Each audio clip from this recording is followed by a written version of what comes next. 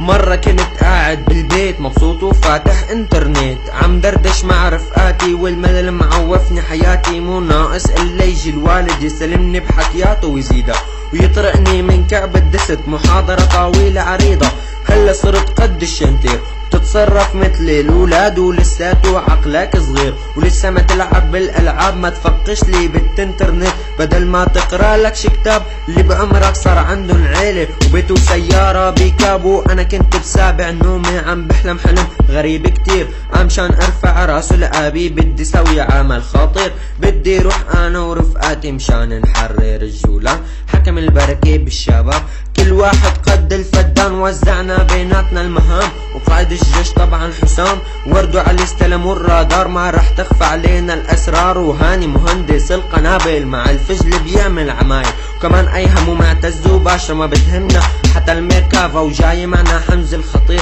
رح نفعسهم مثل الصراصير، جمعنا كل شلة المساطيل جايينك يا اسرائيل، والصبح اجا اليوم الموعود قدام البناء اجتمعوا الجنود، ساوينا اتفق وضربنا تحية كله جاهز للعملية، والشوفير جاب السوزوكي نفسه ابو وائل ساسوكي، وحمزة كالعادة من قدام طلقنا ونزلنا الفرام، حطينا اغاني وطنية طالعين عملية فدائية، يا صهيوني يا اقرع معنا هاني وحمزة الاجدع، يا بتستسلم يا منخلع بالليل يا عيني بالليل، ابو وائل على غير العادة ماشي على 160، حكم المازوت صاير رخيص وما في غالي غير البنزين، اول نص ساعة عالطريق اكلنا شي 5 مخالفات، حطينا 500 بخشش للشرطة هي غير تبويس الديات، وبس وصلنا عالساحة ما لقينا ولا اي مخلوق، اتارينا نحنا الرجال والاسرائيلية هن الخروق، وكأنه اجا يوم القيامة والدنيا صارت تمطر عالم، والارض صارت تنبوع جنود، صار في 1,000,000 بني ادم، يا صهيوني يا من تنادي نحن لك في المرصاد،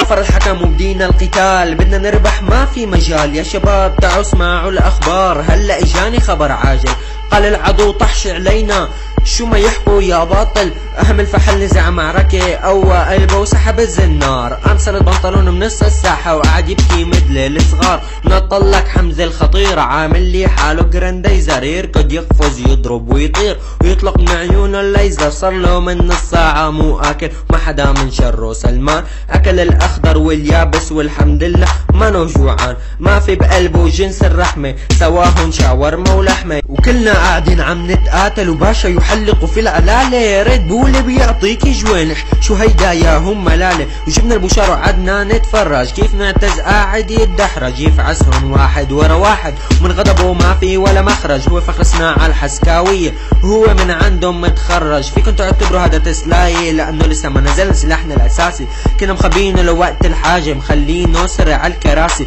صار له من اول ما وصلنا عم يحشي بطنه بالاكل، خلص كل شي جايبينه معنا وفيهم 10 كيلو فجل، نزلنا كلنا جوا الخنادق لانه اجا وقت سلاحنا الخارق، حطينا الأقنعة الغازية شو هو قنبلة نووية، لا هو اكبر من هيك بكتير، يلا تخبوا يا شطاطير.